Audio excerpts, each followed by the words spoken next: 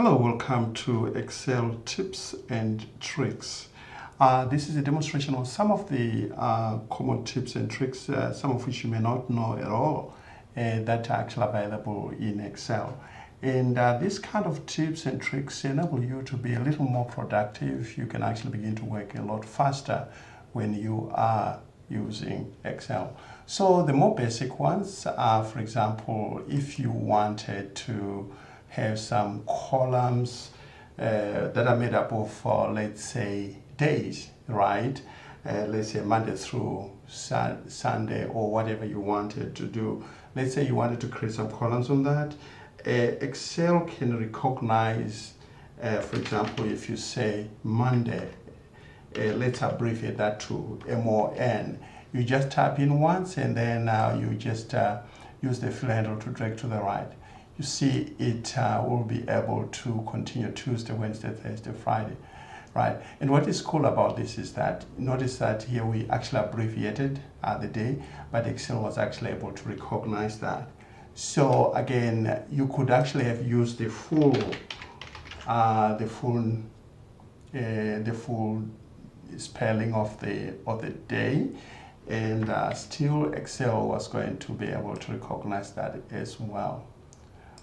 Right, okay, and you can go as long, you can drag this as long as you want, and it will continue to follow that particular pattern.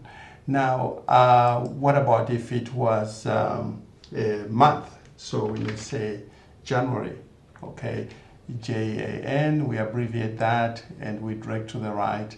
Again, it will establish that pattern as well. And what about if it actually spelled it in full? January. Okay, again, it's actually able to recognize that as well. Right, now there are also times when, for example, maybe you wanted to do a number count. For example, you wanted to find the quickest way of doing a count of rows 1, 2, 3, 4 in that order. Now you notice that unlike in the previous examples, I only typed in 1 and then I tried to drag. Excel will repeat the same one. It does not recognize that because it's simply saying that I don't know what pattern you actually need, because there's so many patterns you can actually establish, introduce to Excel, and Excel will be able to follow that. So if I'm just going to say 1 and 2, now here I've now established a pattern, and you can see when I now drag it, it's going to follow that. The reason why it does that is because I could as well have said 2, 4, like that, and Excel was actually going to follow that pattern, right? Or I could even have said 5, 10, that's the pattern I want. So once you introduce that, then Excel will follow through on that, right? Very, very cool feature, right? So again, that can really make a huge difference when you are trying to do something very quickly. You can imagine having to type in 1, 2, 3, 4, 5, until you get to 100. So Excel can actually speed that up as well. Now, what about, for example, if you are creating a formula, right? In this particular case, I want to find the total weekly revenue, in which case I want to multiply the unit price multiplied by the quantity of the units sold, like that. Okay, so once you've done that, you can copy. There are different ways of actually copying this. Now, many would say, in a most manual fashion, would right-click on that and say copy, and then right-click and paste. Right, so you're actually able to repeat the same formula. But again, that's too tedious, right, to do that.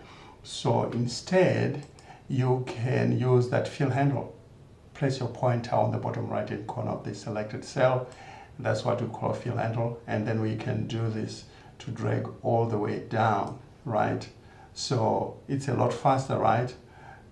But wait a minute, it can even be faster than that.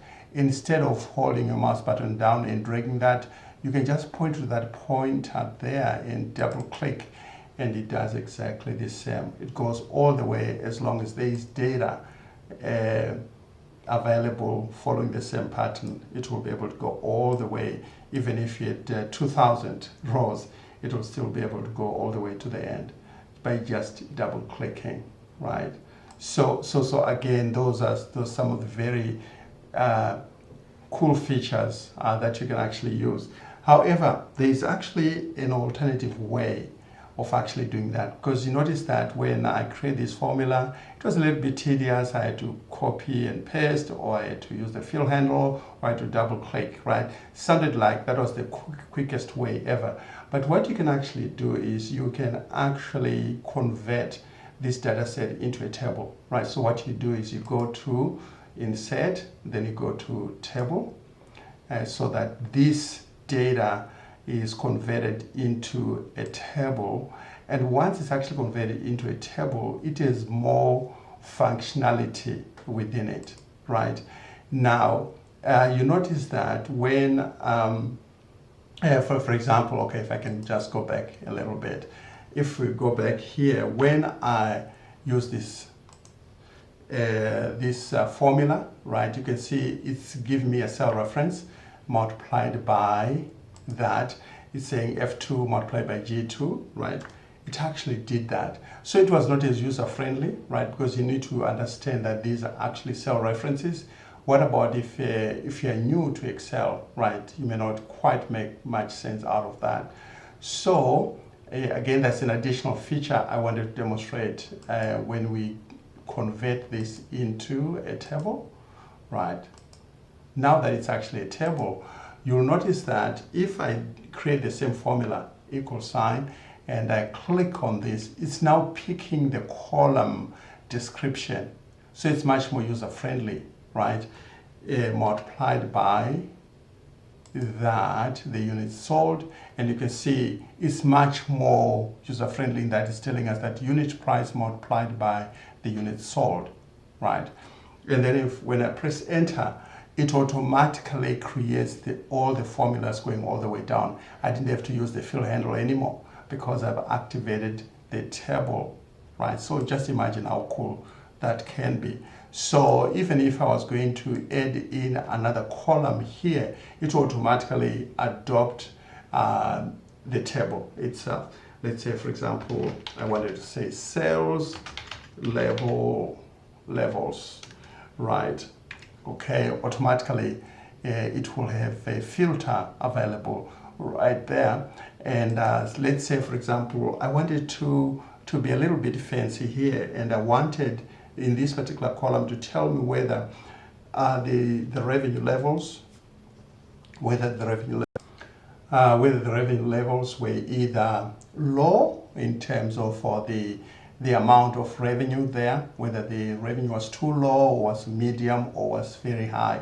So what I can do is I can use the if function. So I can go ahead and say if, right, if this value here is less than $500, right, I want Excel to output a low, the word low, right, comma, if